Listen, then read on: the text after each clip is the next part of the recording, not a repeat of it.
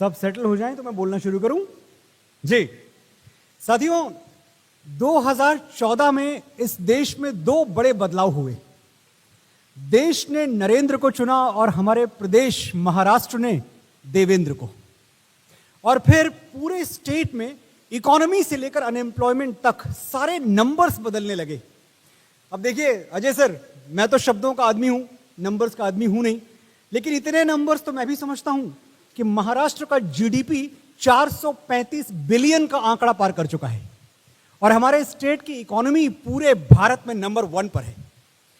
Industries देखिए, देश का 20% इंडस्ट्रियल आउटपुट अकेले महाराष्ट्र से आता है।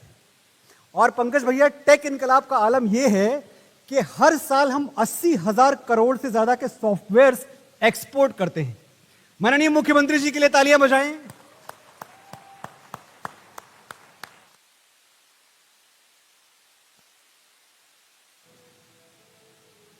हमारे मुख्यमंत्री जी हमारे बीच में हैं, तो मैं चाहता हूं कि मैंने जो कुछ बोला है मैं फिर से बोलूं। प्रणाम।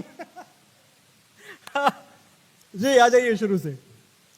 2014 में इस देश में दो बड़े बदलाव हुए। देश ने नरेंद्र को चुना और हमारे प्रदेश महाराष्ट्र ने देवेंद्र को।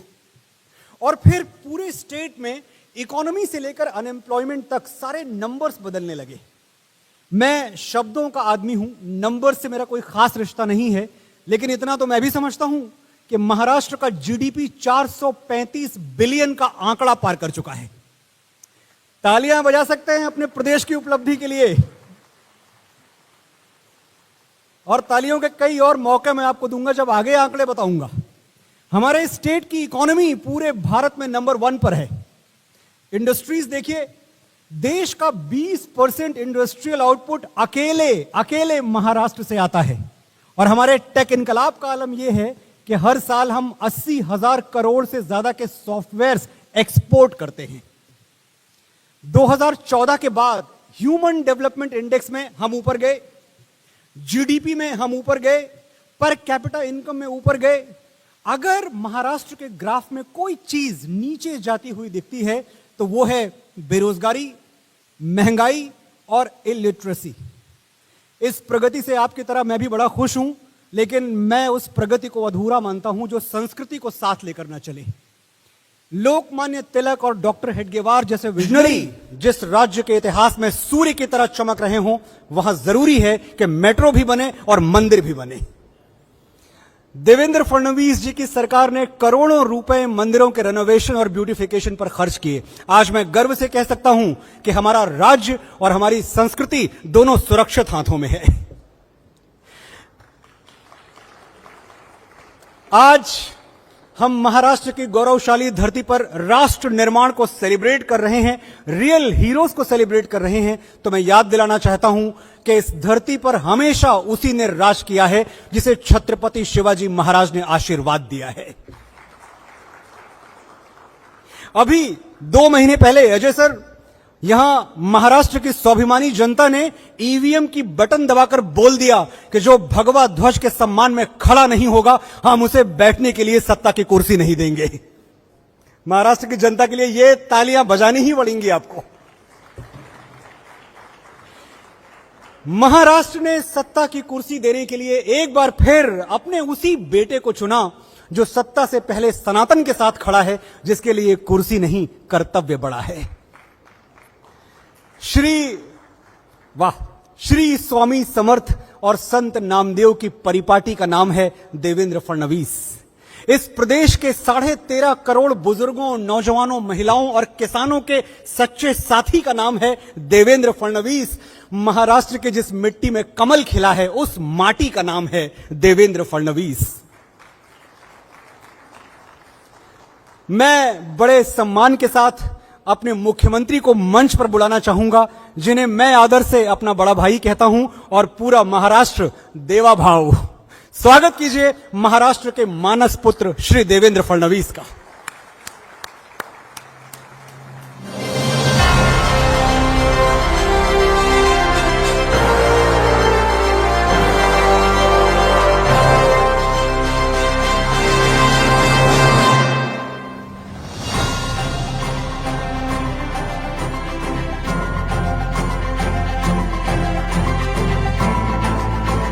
बहुत बहुत धन्यवाद आप सभी का। और मैं ZMCL के सीईओ, जी मीडिया के सीईओ करण अभिषेक सिंह को मंच पर बुलाना चाहूंगा। सर, स्वागत है आपका। जोरदार तालियां, तालियां रुकनी नहीं चाहिए। This is the moment guys.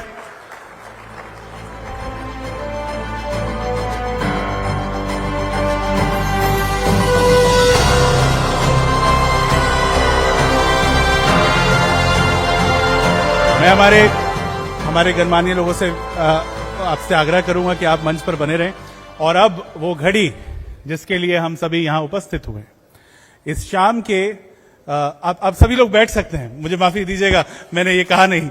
और इस शाम के वो सभी लोग जिसका हम उस पल का इंतजार कर रहे थे, और कोई इंतजार ना कराते हुए मंच पर बुलाना चाहेंगे सबसे पहले हमारे सुपरस्टार, और सुबह उन्होंने हमारा इतना साथ दिया, पंकज त्रिपाठी जी को। Sir, thank you so much. Is the most versatile personality of this year, Pankaj Tripathi.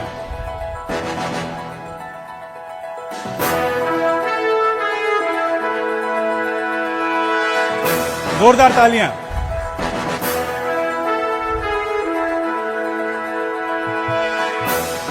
Thank you Pankaj ji, thank you so much. Yes yes, thank you.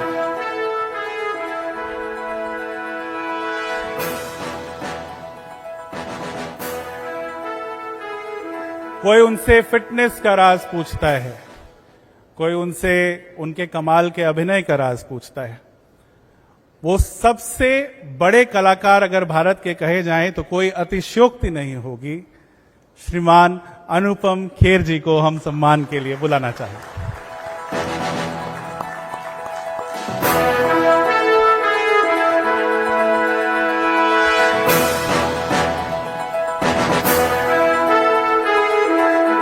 जोरदार तालियां साथियों।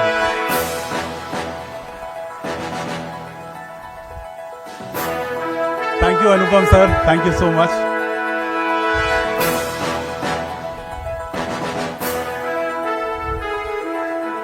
और अब देखिए, शाम चल रही है, बाहर मेरे कान में आके लोग साहिब का इंतजार कर रहे हैं, साहिब का इंतजार कर रहे हैं। बड़े साहिब तो आ गए, यहां हमारे बीच में खड़े हैं। Thank you so much Devendra ji. लेकिन एक साहिब हैं जो है impactful personality of the year, Singham साहेब Ajay Devgan.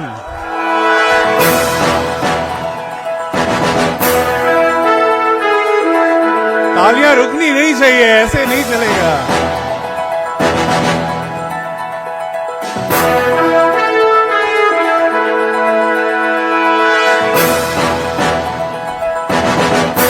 Thank you Ajay ji, thank you so much. Please आप अपना स्थान ग्रहण कीजिए। और शाम का आखिरी अवार्ड, ये शाम का आखिरी अवार्ड इसलिए है क्योंकि ये हमारी शाम का सबसे बड़ा अवार्ड है। ये शो स्टॉपर अवार्ड नहीं है, ये वो सम्मान है जो सीरियल हीरो को दिया जाना चाहिए जिसने बॉलीवुड की तकदीर बदली अपनी सुरीली आवाज से। न सिर्फ सिंगर्स को फोकस में लेकर आए, उन्होंने सिंगर्स की पूरी करेंसी ही बदल दी। Lifetime achievement award to our own Kumar सानू।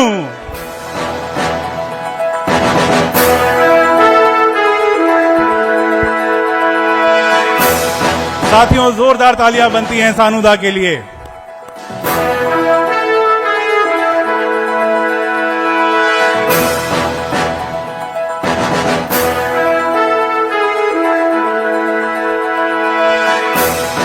सानूदा, थैंक यू सो मच सानूदा। सानूदा भी फिट है, मुझे कल से फिटनेस पे जाना ही पड़ेगा, but thank you so much. आप लोग प्लीज मंच पर बैठिए और मैं हमारे साथियों को बुलाना चाहूंगा। सिम sir, please take your seat. Rahul जी,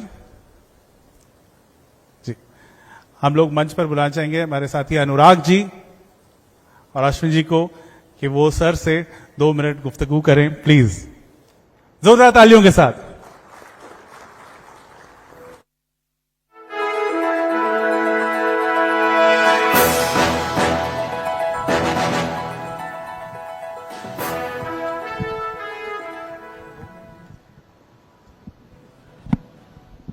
बहुत बहुत शुक्रिया आप सभी का,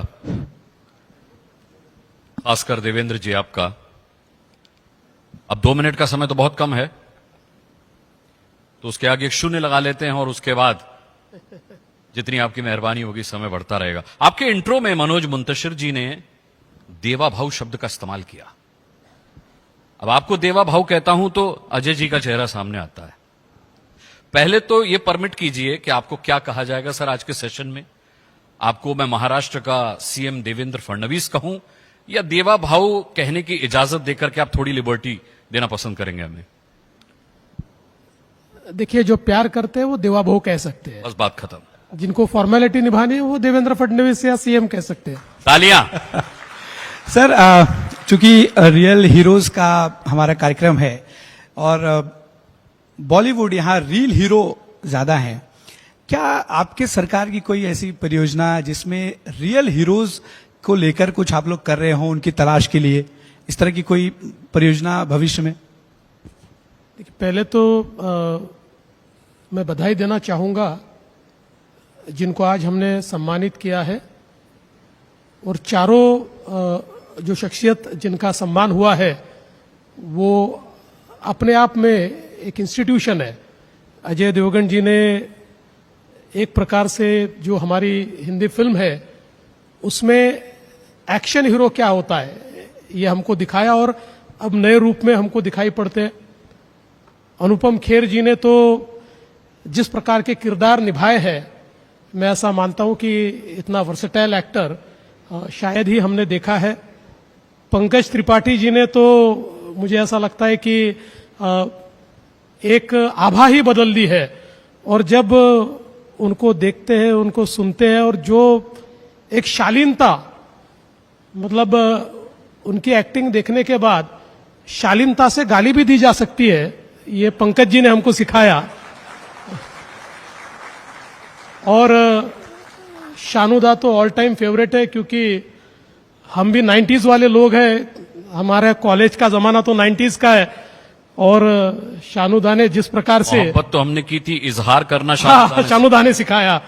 तो मुझे ऐसा लगता है कि ये चारों लोग जो आपने चुने हैं, मैं ऐसा मानता हूं कि जिन्होंने एक प्रकार से एक पाथ ब्रेकिंग इस प्रकार का काम इस इंडस्ट्री में किया, इसलिए उन चारों को मैं बहुत शुभकामनाएं देना चाहता हूं। और आपने बहुत अच्छे लोग चुने, इसलिए आपको भी मैं शुभकामनाएं देना चाहता हूं। जहां तक हमारा सवाल है, तो हमारा लगातार यह प्रयास होता है कि हम नए नए लोगों को चुने, नए लोगों को ढूंढे। विशेष रूप से मैं जब पहली बार मुख्यमंत्री बना, उस समय मैंने एक प्रोग्राम शुरू किया जो आज तक चलता है, सीएम फेलोज। और ये प्रोग्राम ऐसा था कि जिसमें हम लोग एक बहुत ही ट्रांसपेरेंट पद्धति से मात्र 11 महीनों के लिए जो हमारे देश का टैलेंट है उसको हम सीएम फेलोज के रूप में बुलाते हैं, उनको अलग अलग डिपार्टमेंट्स में काम करने का मौका देते हैं। और मुझे बड़ा आश्चर्य भी हुआ, मुझे बहुत खुशी भी हुई कि लोगों ने 11 महीने के लिए अपनी बड़ी बड़ी जॉब्स छोड़ दी। कोई बहुत बड़ी फॉरेन बैंक में काम करता था और यहां पर आकर उन्होंने इतना अच्छा काम किया हमारे सीएम फेलोज ने, कि हमारे 2 सीएम फेलोज के तो जो उन्होंने जिस प्रकार का काम किया था उसको प्राइम मिनिस्टर्स अवार्ड मिला। तो इस प्रकार का प्रयास हम लोग अलग अलग प्रकार से करते हैं। तो हर फील्ड में जो अच्छा काम करते हैं उन लोगों को सम्मानित करना, उनको रिकॉग्नाइज करना और टैलेंट पूल तैयार करना, ये मैं ऐसा मानता हूं कि अपने आप में बहुत जरूरी है और ये सरकार हमेशा करती है। आपने देवा भाव कहने की लिबर्टी देकर के एक सवाल पूछने को मुझे उत्साहित कर दिया है। जब से आप सत्ता में आए हैं, योगी जी की तरह आपका बुलडोजर चल रहा है, हेमंता बिस्वा शर्मा की तरह आप बांग्लादेशियों को भगा रहे हैं। मतलब आत्ता माजी सटकली स्टाइल में जिस तरीके से आप चुन चुन करके, धर पकड़ करके बाहर निकाल रहे हैं, देवा भाव ये बदला तो नहीं ले रहे हैं वोट जिहाद का किसी से आप?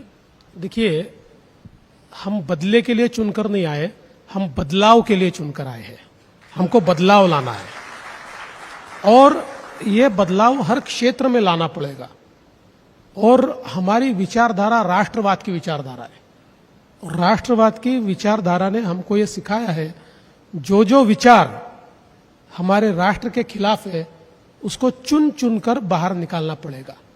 बाकी जो राष्ट्रीय विचारों से प्रेरित होकर काम करते हैं, किसी भी जाति के हो, किसी भी धर्म के हो, किसी भी पंथ के हो और कोई भी भाषा बोलने वाले हो, उनका स्वागत ही है, उनको कोई तकलीफ नहीं होगी।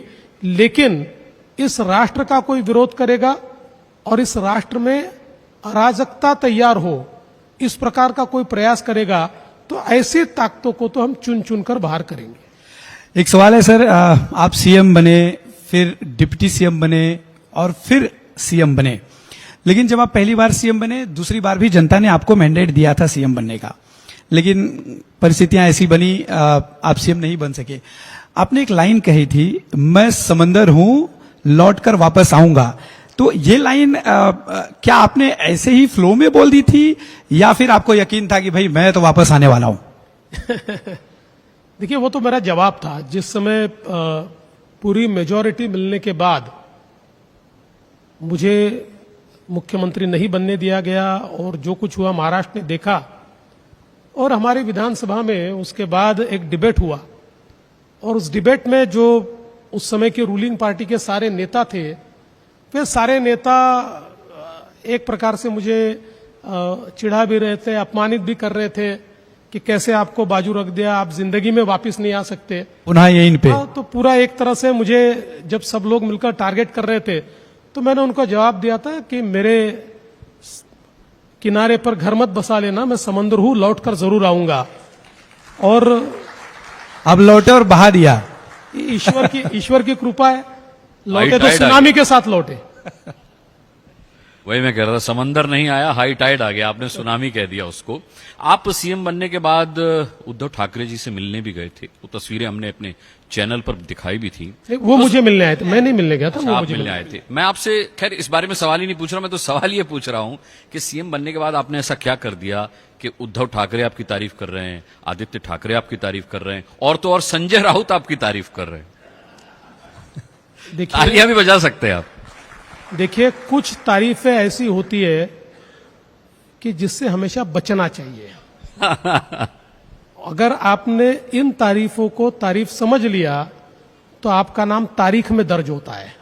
इसलिए ऐसी तारीफें होती है, उसको छोड़ देना चाहिए। अगला सवाल वही है सर कि क्या ये तारीफ जो है, आपके जो सहयोगी हैं उस तारीफ से असहज तो नहीं हो रहे, या फिर ये प्लानिंग के तहत तारीफ की जा रही है, एक साथ सब कर रहे हैं इसमें? राजनीति में ऐसा ही होता है, उनको असहज करने के लिए यह तारीफ चल रही है। लेकिन मेरे जो साथी है वो भी राजनीति के मंझे हुए खिलाड़ी है, उन्होंने भी राजनीति बहुत पास से देखी है, तो मुझे लगता नहीं है कि किसी प्रकार की असहजता उनमें तैयार होगी। वो भी जानते हैं कि पॉलिटिक्स में कई बार इस प्रकार से हाथ बढ़ाया जाता है कि जिससे दरार पैदा हो, लेकिन दरार पैदा नहीं होगी। आपने कहा कि ये सब तारीफें, इनसे डरना चाहिए, इनसे सतर्क रहना चाहिए। मेरा सवाल ये है कि घर वापसी के सारे दरवाजे आप बंद कर देना चाहते हैं। मतलब अटकलें भी लगी थी कि शायद उद्धव ठाकरे की घर वापसी हो जाए, लेकिन आपने इस उम्मीद पर पानी फेर दिया, मुझे लगता है। नहीं, कोई सवाल ही नहीं उठता। देखिए, अभी महाराष्ट्र में लोगों ने इतना अच्छा मैंडेट हम तीनों को मिलकर दिया है। यहां पर हम तीन लोग हमारी कुर्सियों पर ऐसे जमकर बैठे कि चौथे आदमी को बैठाने की जगह ही नहीं बची है और आवश्यकता भी नहीं है।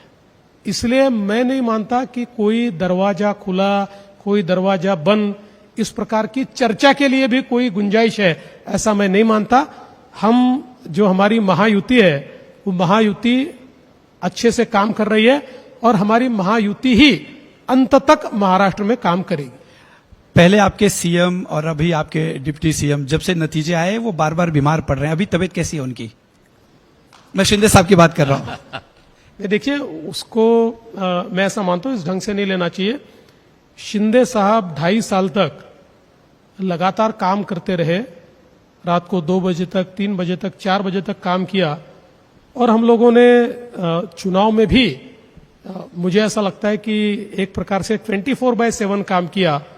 तो ये बहुत सहज है कि चुनाव के बाद एक प्रकार से बहुत एग्जर्ट होने के कारण, एग्जर्शन हम सभी को हुआ।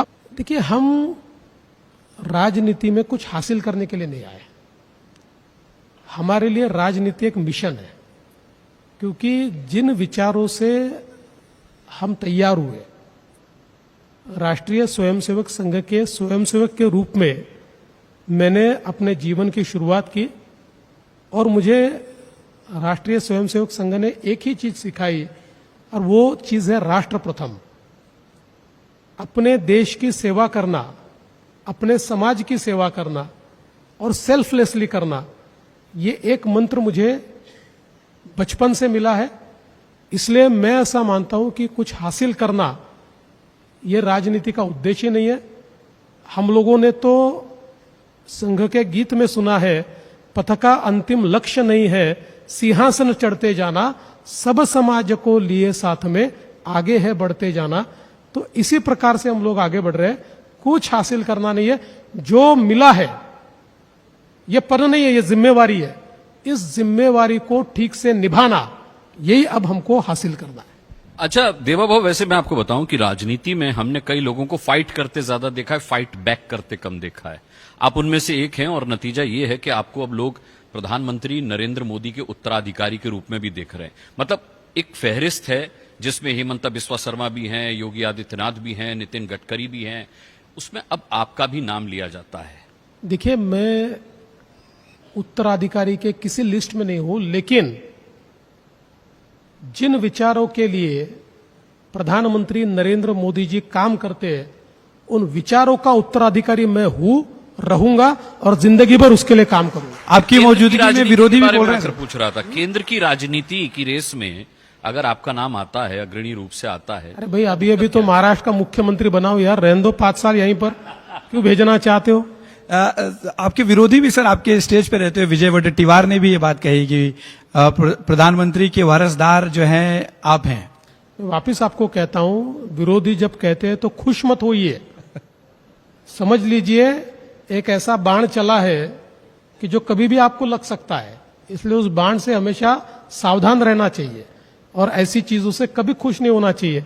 देखिए, राजनीति में एक मंत्र हमेशा समझ लेना चाहिए कि जब लोग आपको पेड़ पर चढ़ाते हैं तो आपने सुन लेना जरूर है, लेकिन आप पेड़ पर चढ़ गए तो टहनी टूटेगी, नीचे गिरोगे। इसलिए अपने पैर जमीन पर ही होने चाहिए। ये आपने बड़ी अच्छी बात कही। एक सवाल, अभी आपने जिस तरीके से बोला कि आप और शिंदे साहब बीमार पड़ रहे थे बार बार, अब ठीक है, उस पर एक रिलेटेड सवाल मुझे याद आया। क्लियर मैंडेट आ गया था सर, एकदम बम्पर। महाराष्ट्र के इतिहास में पहली बार ऐसा हुआ जब इतनी सीटें आई। उसके बावजूद इतनी देर क्यों लगी, क्यों बीमार पड़ते रहे आप, और बीच बीच में वो, मतलब मैं इसलिए पूछ रहा हूं कि विपक्ष से लेकर की बड़ी कहानियां गढ़ रहा था, बड़ी संशय की स्थितियां उत्पन्न हो रही थी, अंदर खाने क्या चल रहा था, वो सब जानना चाहते हैं। देखिए, जब कोएलिशन की सरकार होती है तो कोएलिशन के सरकार में शपथ विधि लेने से पहले कई चीजों पर फैसले करने पड़ते हैं। उन फैसलों के लिए थोड़ा समय लगता है। ये तो पहली बार तो नहीं हुआ। 2004 में कांग्रेस एनसीपी की पूरी सरकार आई थी, फुल मेजोरिटी थी, उनको 12-14 दिन लगे थे। 2009 में भी उनकी पूरी सरकार आई थी, उनको 11 दिन लगे थे। तो ये कोई असहज हुआ ऐसा नहीं है।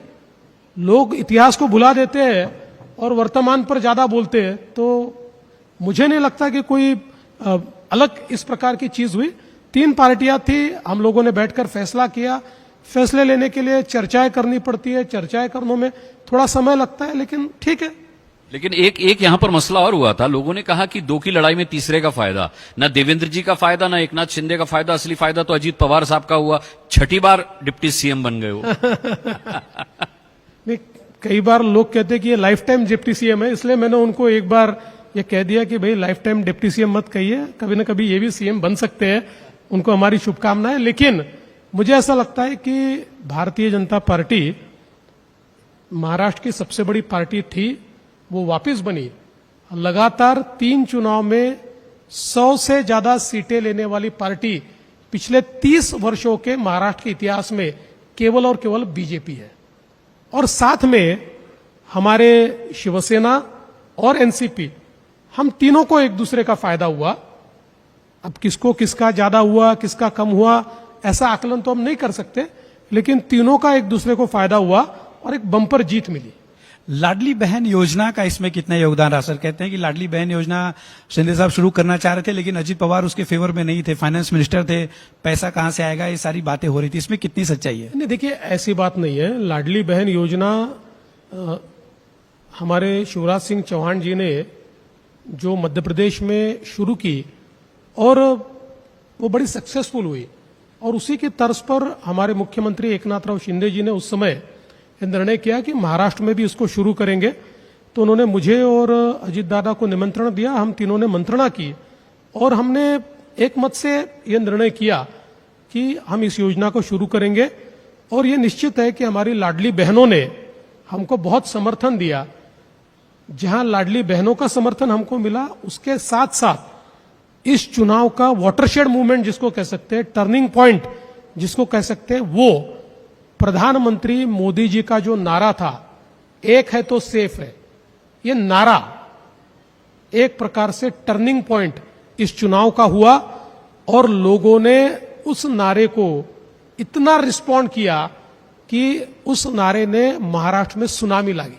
एक चीज आपने, क्योंकि एक रहेंगे तो सेफ रहेंगे की बात की, आपको नहीं लगता कि विपक्ष का भी यह कहना था कि बीजेपी बट गई दो नारों में, बटोगे तो कटोगे या एक रहोगे तो सेफ रहोगे? योगी जी महाराष्ट्र में आके कह गए बटोगे तो कटोगे, अजीत दादा ने भी उसका विरोध किया कि हम इससे इत्तेफाक नहीं रखते, लेकिन जब जीत मिली तो आपने कहा एक रहोगे तो सेफ रहोगे की वजह से मिली। तो किस नारे का योगदान रहा है? देखिए, दोनों चीजें एक ही है।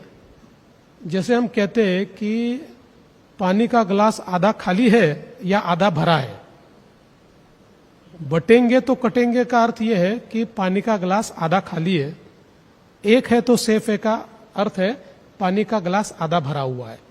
तो एक पॉजिटिव चीज, अब दोनों की अपनी स्टाइल है। योगी जी की अपनी स्टाइल है, उन्होंने बटेंगे तो कटेंगे कहा। योगी जी एक बहुत फायरी इस प्रकार के नेता है, लेकिन उसका भी अर्थ यही था कि बटना नहीं है, साथ में रहना है। और देखिए, मुझे कभी कभी ध्यान में नहीं आता कि इस नारे से इतनी जलन क्यों है लोगों को।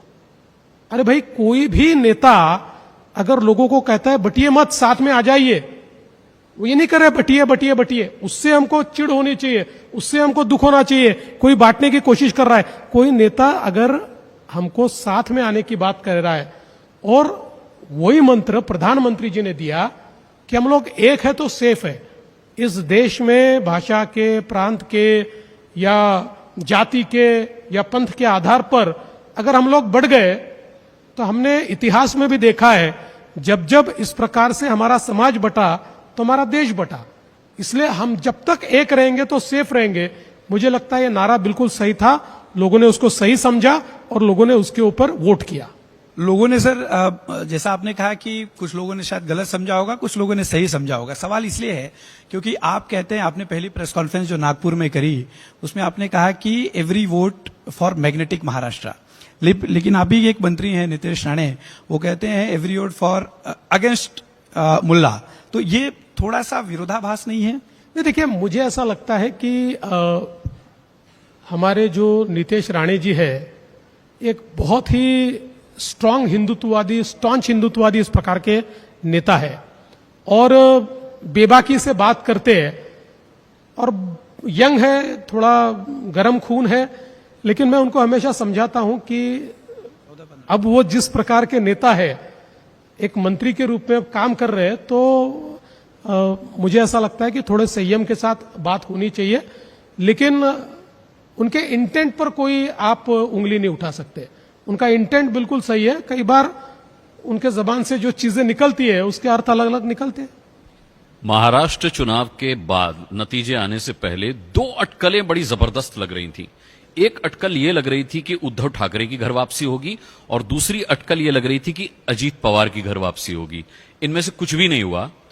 एक चीज हुई कि आजकल चाचा जो हैं शरद पवार, वो आरएसएस की बड़ी तारीफ कर रहे हैं। इसका मतलब समझाएंगे क्या? क्या मतलब समझा जाए इसका?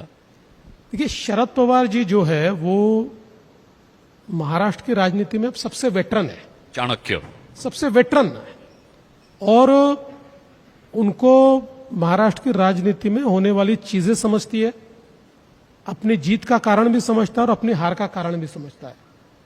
और उन्होंने लोकसभा में कांग्रेस ने, उन्होंने और हमारे ठाकरे जी की पार्टी ने एक पैटर्न तैयार किया था, जिस पैटर्न में उन्होंने ये जितनी यहां पर एनार्किस्ट ताकतें, एनार्किस्ट, उन ताकतों को एकत्रित किया था और उन ताकतों के भरोसे लोगों के बीच एक बुद्धिभेद करके उन्होंने लोकसभा में विजय पाई महाराष्ट्र के अंदर।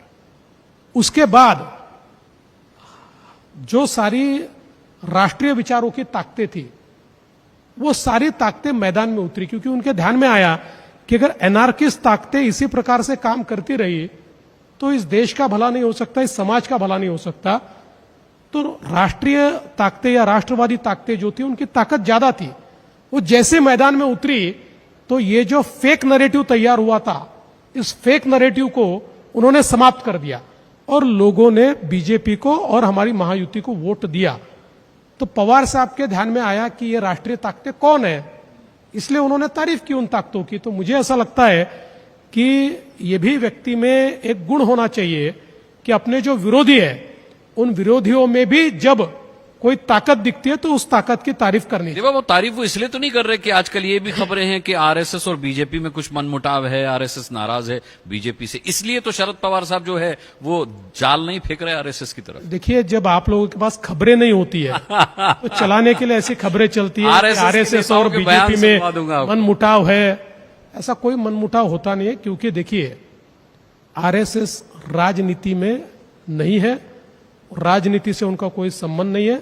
वो राष्ट्र निर्माण का काम करते हैं, वो मनुष्य निर्माण का काम करते हैं और हर क्षेत्र में राष्ट्रीय विचारों के लोग तैयार हो, इसलिए आरएसएस काम करता है।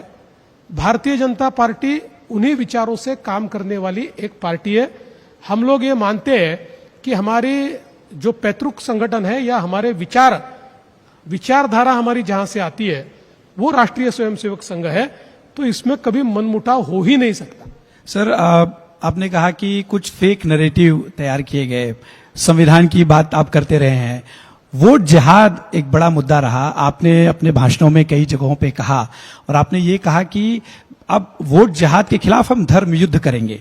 आपको नहीं लगता कि 2024 का जो महाराष्ट्र विधानसभा चुनाव रहा, ये ध्रुवीकरण के लिए याद किया जाएगा? देखिए, ध्रुवीकरण का सवाल नहीं है। सवाल यह है कि जिस समय कोई एक व्यक्ति इस प्रकार की बात कहता है या उलेमाओं का एक बोर्ड 17 मांगे, ये कांग्रेस, शरद पवार जी की पार्टी, ठाकरे जी की पार्टी के सामने रखते हैं और इन मांगों में ऐसी ऐसी मांगे होती है जिसमें एक मांग ये भी होती है कि 2012 से लेकर 2024 तक जितने महाराष्ट्र में दंगे हुए, उन दंगों में जितने मुस्लिम आरोपी हैं उनको छोड़ दिया जाए। और इस प्रकार की मांग के ऊपर जब ये तीनों पार्टियां रिस्पॉन्ड करती है और कहती है हम इसका जरूर विचार करेंगे और एक लिखित पत्र भी उनको देती है, और उसके बाद उनके नुमाइंदे के रूप में सज्जाद नोमानी एक प्रकार से लोगों को अपील करते हैं कि वोट जिहाद कीजिए और बीजेपी को हराइए। तो अब अगर कोई वोट जिहाद की बात करेगा तो हम तो वोटों के धर्म युद्ध की बात करेंगे, हम कैसे चुप रहेंगे? अगर कोई जिहाद की बात करता है तो उसका जवाब तो देना पड़ेगा। इसलिए हमने ये कहा कि अगर कोई इसको पोलराइज करने का काम कर रहा है, कोई वोट जिहाद की बात कर रहा है, तो वोटों का धर्म युद्ध कीजिए। देखिए, धर्म युद्ध क्या होता है? धर्म युद्ध हमारी संस्कृति में एक ऐसा युद्ध है, हम तो कहते हैं कि जहां धर्म है वहां जय है, और जहां सत्य है वहां धर्म है, और जहां सत्य है वहां जय है। तो इसलिए हमने धर्म युद्ध की बात की। इसमें कोई पोलराइजेशन नहीं था, एक जवाब था, और वो जवाब लोगों ने दिया और लोगों ने दिखाया कि अगर कोई महाराष्ट्र में इस प्रकार से पोलराइज करके एक समाज विशेष को साथ में लाकर चुनाव जीतने का प्रयास करेगा तो उसका जवाब मिलेगा, और वो जवाब महाराष्ट्र ने दिया। रिवर्स पोलराइजेशन किया आप लोगों ने? रिवर्स पोलराइजेशन करना नहीं पड़ता है, होता है, हुआ है वो। देखिए, किसी को आप दबाओगे ना तो ऊपर ही आएगा, दबाने की कोशिश की तो ऊपर आया। तो मतलब दो सवाल हैं छोटे छोटे। पहला तो ये कि आप मानते हैं इसी वोट जिहाद की वजह से लोकसभा में चीजें आपके मन मुताबिक नहीं थे, और दूसरी बात जिसे आप धर्म युद्ध कह रहे हैं वोट जिहाद के खिलाफ, आपके उस धर्म युद्ध को विपक्षी पार्टियां ईवीएम में छेड़छाड़ कहती हैं। देखिए, पहली बात तो यह है कि अगर आप लोकसभा के रिजल्ट देखें, आपको एक नमूना बताता हूं कि धुले लोकसभा, और ऐसी 12 लोकसभा है। धुले लोकसभा, एक लोकसभा में 6 विधानसभा आती है। इन 6 विधानसभाओं में से 5 विधानसभाओं में बीजेपी का उम्मीदवार 1,90,000 वोटों से आगे था, और धुले की लोकसभा में 1,94,000 वोटों से, मालेगांव सेंट्रल की विधानसभा में 1,94,000 से वो पीछे गया, और केवल एक विधानसभा के कारण 4,000 वोटों से वो हारा। ये वोट जिहाद था। ऐसा 12 जगह उन्होंने किया। और देखिए, अब मुझे टिप्पणी करने की आवश्यकता नहीं है।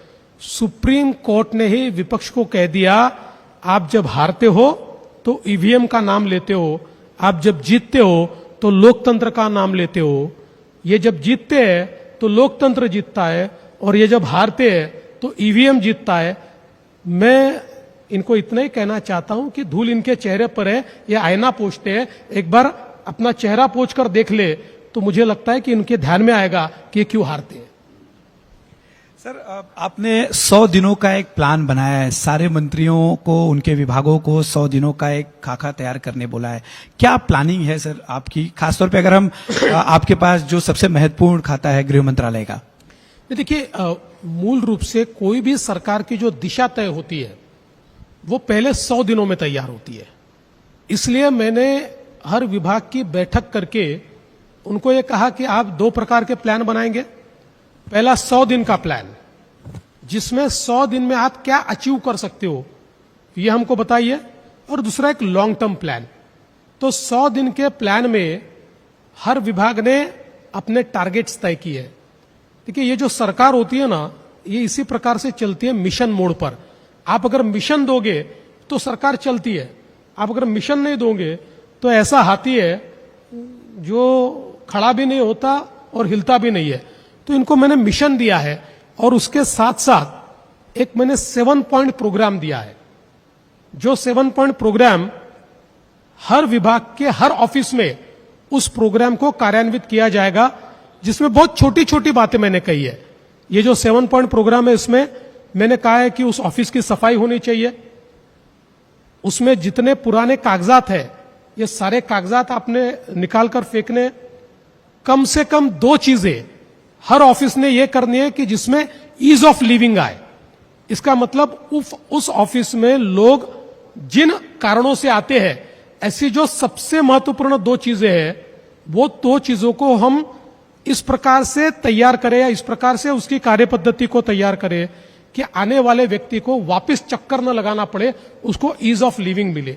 इसके साथ साथ मैंने उनको ये कहा है कि जो हमारे अधिकारी है, वो अधिकारी अपने बैठने का समय, लोगों से मिलने का, ये तय करे कि इस समय कोई भी आएगा तो मैं मिलूंगा ही, और उसको एक बोर्ड लगाकर वहां पर लिखे कि आप 2 बजे से 4 बजे के बीच जो आएगा मैं उसको मिलूंगा।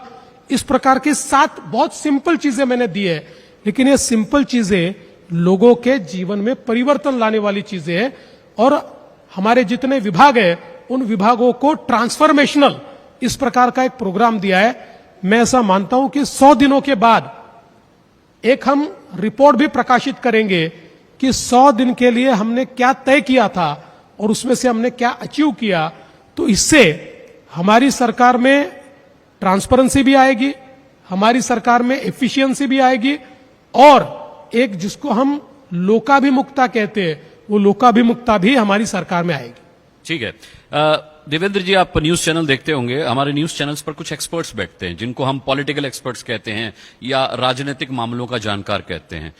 उनके द्वारा एक अटकल थी, उस पर भी विराम लगा दीजिए अब आज जब आप बैठे ही हैं। तो जब क्लियर मैंडेट के बाद भी सीएम बनने में देर हो रही थी, तो राजनीतिक विश्लेषक बता रहे थे कि देवेंद्र फडणवीस को ऑफर दिया जा रहा है कि वो आए और केंद्र की राजनीति में अहम भूमिका निभाएं, मंत्री बन जाएं।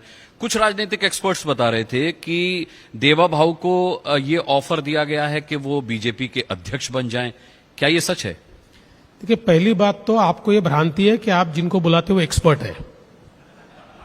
इस भ्रांति को दिमाग से निकाल दीजिए। और ये सारी चीजें, ये जो अटकलें लगती है, पार्टी ऐसे नहीं चलती। ऐसे कोई ऑफर नहीं देता है कि भाई देवेंद्र फडणवीस को, ये कोई फिल्म थोड़ी है कि इस हीरो को ऑफर दी, उस हीरो को ऑफर दी, ऐसा नहीं होता है यहाँ। ये तो देखिए बहुत सीधी पॉलिटिक्स होती है। तो इसमें पार्टी तय करती है और जो पार्टी तय करती है उस हिसाब से आगे जाना पड़ता है। तो मुझे न कोई ऐसी ऑफर दी गई, न कोई मैंने ऑफर पर विचार किया। और भारतीय जनता पार्टी में तो ऑफर का सवाल ही नहीं उठता। हमारे यहाँ कोई हम तय नहीं करते। भारतीय जनता पार्टी में जो पार्टी तय करती है हम करते हैं। पार्टी ने कहा तो मुख्यमंत्री बना, पार्टी कहती घर जाओ तो घर चला जाता। एक आखिरी सवाल सर, पूरे चुनाव में एक बड़ा आपका गाना वायरल हो रहा था, जागो रे हिंदू जागो रे। मुझे याद है एक उत्तर भारतीयों के साथ एक कार्यक्रम था, उसमें मैं था, वहां पे आपने ये लाइन गुनगुनाई थी और काफी वायरल हुआ चुनाव के दौरान। तमाम जो दर्शक हैं, अगर आप वो लाइन एक बार सुना दें तो बहुत अच्छा, क्योंकि बहुत वायरल था सर और लोगों ने बहुत उसको प्रतिसाद जो दिया। गीत था, ये जिस समय राम जन्मभूमि का आंदोलन हुआ और जब कार सेवा हुई, मैं 19-20 साल का था, मैं कार सेवा में गया था। उस कार सेवा का वो गीत था, जागो तो एक बार जागो जागो तो, बड़ा अच्छा गीत था। तो जब राम मंदिर का निर्माण हुआ, लोग साथ देंगे सर। नहीं, मैं अपनी बात को पूरी करता हूं। तो जब राम मंदिर का निर्माण हुआ उस समय भी मैंने गाया, और जब उत्तर भारतीयों का कार्यक्रम हुआ उस समय भी मैंने गाया। तो आपके तब ध्यान में आया होगा कि मैं कितना बेसुरा हूं।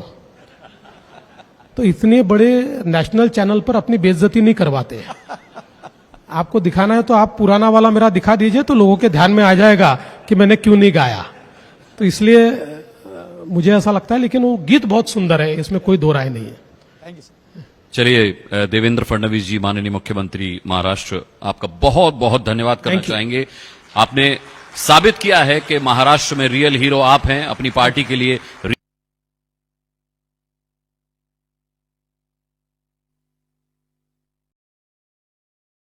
जी मीडिया के लिए समय निकाला, आपका बहुत बहुत आभार और अभिनंदन। Thank you. जी मीडिया का बहुत बहुत धन्यवाद। हमारे मुख्य अतिथि श्री देवेंद्र फडणवीस जी के लिए जोरदार तालियां हो जाएं। यानी मुंबई के स्वाद में बड़ा पाव की तरह सत्ता में देवा भाव अब बस चुके हैं, और देवा भाव के राज में समंदर की तेज लहरों की तरह विकास की तेज लहरें भी चलेंगी, ऐसी उम्मीद हम सभी को है।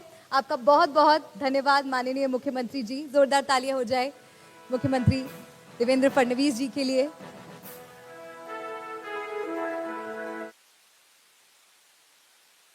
Was an honor to